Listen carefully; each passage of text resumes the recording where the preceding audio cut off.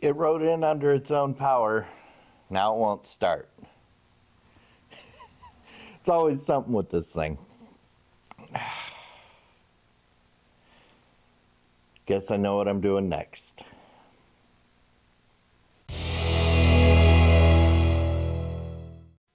All right, let's get right to the point. You need three things for a engine to run: fuel, spark, and air.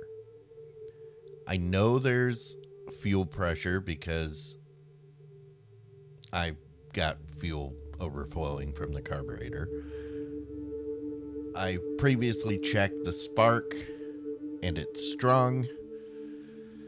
Also, there's the fact that this carburetor never really idled right, so I was planning on rebuilding it anyway. So we'll just rip it out of there and do what we gotta do.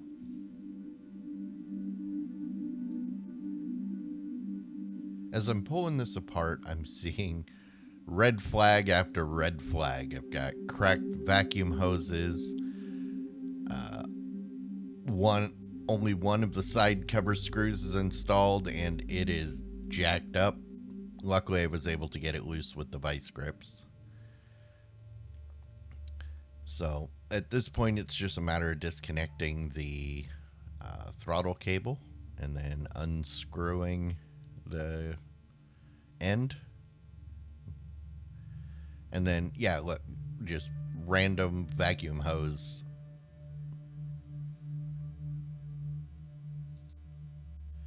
Over at the bench, we can begin disassembly, removing the old vacuum hoses. These things are glued on there. Pretty difficult to get loose. We will not be reusing those.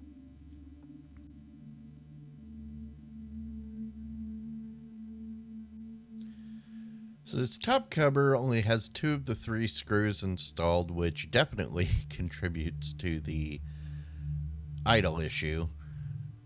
And the fact that they're both jacked up means or explains why they're still installed, and also causes a huge problem for me because if I can't get them removed, then I'm going to have to take drastic steps and go down a path I really don't want to go down. I'm literally grabbing every tool that I possibly have, but I cannot get any purchase on those. The head twisted right off. This one, it's just mangled. So out comes the cutoff wheel. I'll have to see if I can get those extracted. You can see two there. Also, there's some JB weld, but I think that was from the previous choke issue that I fixed last year. This thing is filthy. We're going to send it over to the spa once we get it broke down. At this point, we can continue breakdown, removing the float bowl, which will then allow us to access the floats and all the various jets.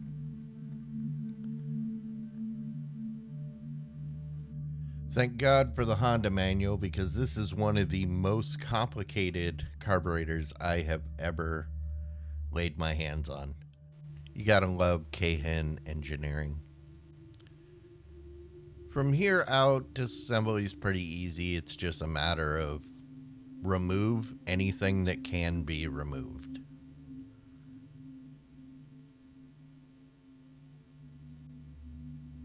I gotta say, I'm not seeing any signs of ethanol or water, which is very good. This pilot jet is filthy, even though it's hard to tell. I'm putting all of the smaller jets and needles and pieces into that glass jar so they don't get lost in the ultrasonic cleaner. This emulsion tube is pretty clear. There's one or two of the holes was blocked.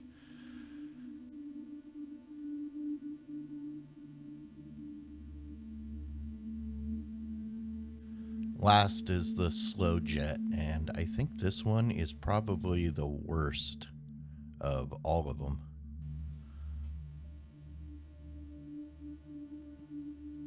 Oh, I guess there was also the starter jet there on the side. This one looks fine.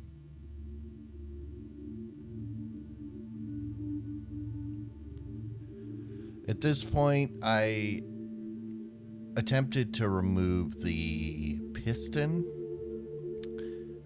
but this linkage is so complicated that I can't figure out a way to get it out without removing the butterflies. The problem is Honda points out in the manual that the screws on the butterfly are staked and cannot be removed, so as I quickly found out, they're not coming out. So I basically have to put that screw back in, and then we'll just have to clean it with it in place. This will make things a little bit more complicated, but we'll get the job done. Here was my first major setback of the day. I got over to the spa and realized it wasn't hot. I had made a point of turning it on long before I got started, but apparently I never turned on the heater. When I bought my ultrasonic cleaner, I got the one with the largest capacity I could because size matters. I'm able to get everything into one batch, including the air intake tube. Several hours later, you can finally get everything into the pool, and away it goes. After about 30 minutes, most everything's good, but that carb's gonna take a couple more rounds. All right. Well, we've got clean carburetor. This thing is spotless. I had to run it a couple times to get it perfect. The float bowl was full of dirt, but it's nice and clean now. And then the jets and everything that were in the gasoline, look at that. Look how dirty that gas is now. So we'll get this strained out and then put this thing back together.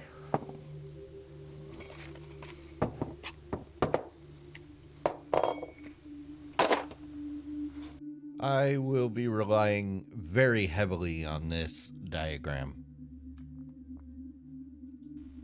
I couldn't extract the screws for the lid, so I ended up having to drill them out and tapping them for a larger screw, but it'll work.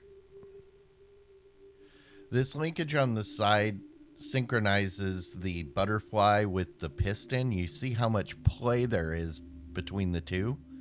I don't know how this thing ever ran. I'm using a little bit of dry lube on the idle adjustment screw since it is exposed to the elements. I don't want it attracting dirt and whatever else is out there. At this point, I can start sorting through the carb kit and organize all the parts I need. I gotta say, I absolutely love the kits by All Balls because they actually give you the properly formed gaskets. Most kits just give you a regular round O-ring and then you have to figure out a way to get it formed to the particular shape of that float bowl. You may be wondering why I'm reusing the jets rather than using the new needles and jets that came with the kit.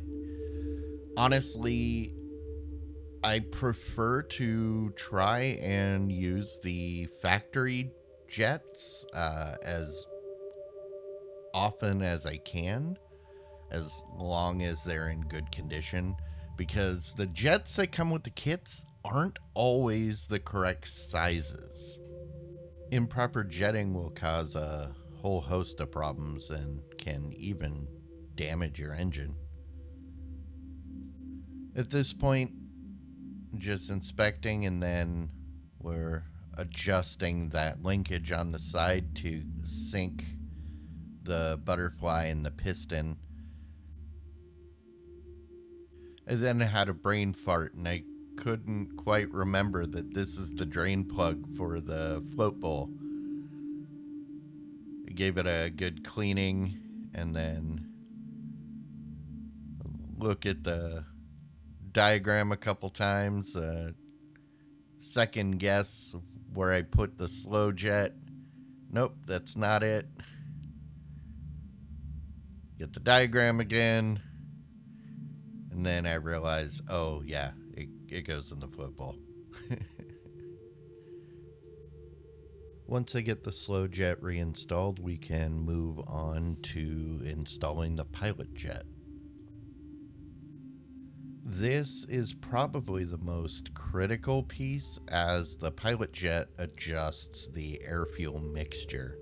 This will make the difference between starting and not starting once everything's reassembled.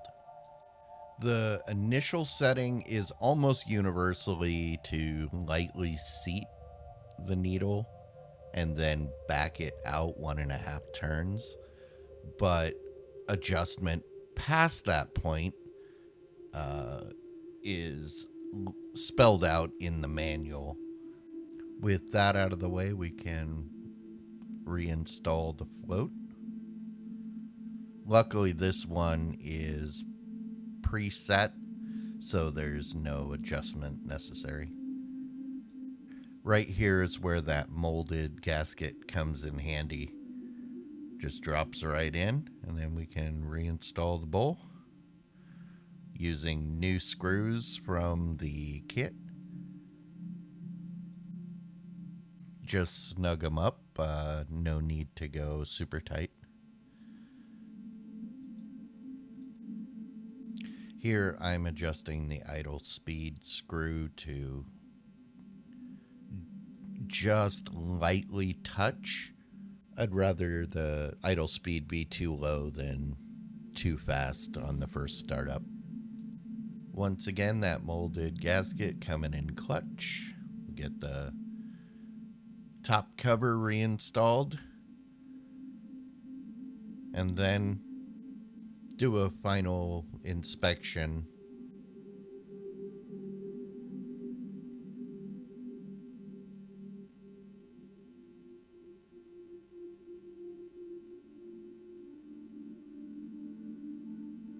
I replaced all of the vacuum tubing as well as the fuel line. With the carb reinstalled on the bike, I just need to adjust the slack on the throttle. I'm using one hand to feel the piston as I move the thumb throttle, just to make sure that everything is where I want it. And then we'll lock it down and start her up. Takes one bump to prime, get that electric fuel pump going.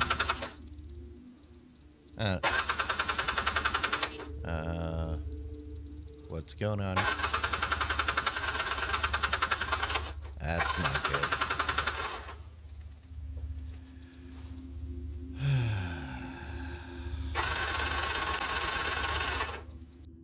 This is the point where you start to descend into madness. I need to go through, double check everything, triple check. What could I have possibly missed? And then I realized when I checked the spark, I used a new spark plug, but I never replaced the old one.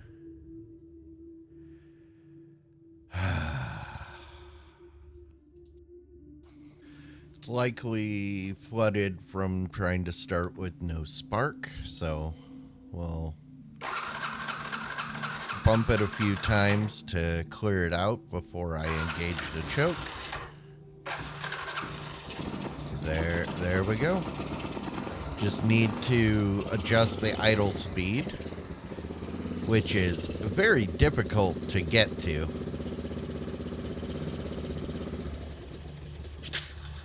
Takes a couple attempts.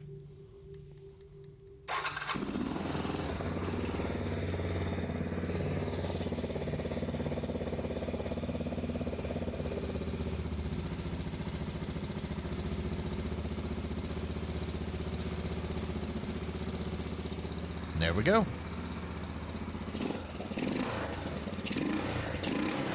This is better than it's probably run in years.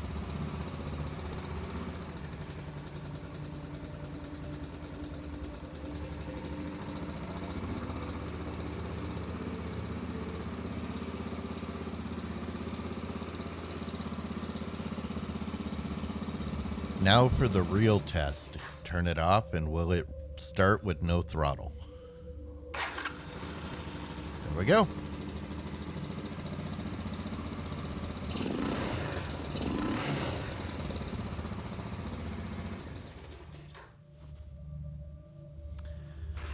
There's no riding today, so let's install some missing parts.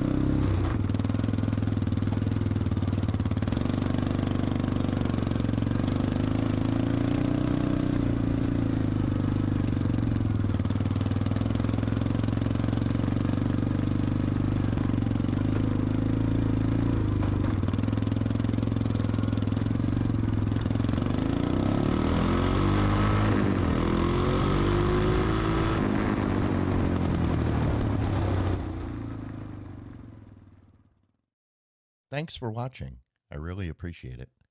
Don't forget to like, share, and subscribe, as it'll really help my channel. Best part is, it's absolutely free. Also, ring that bell for notifications of new videos. There's a lot coming, and I'd hate for you to miss out.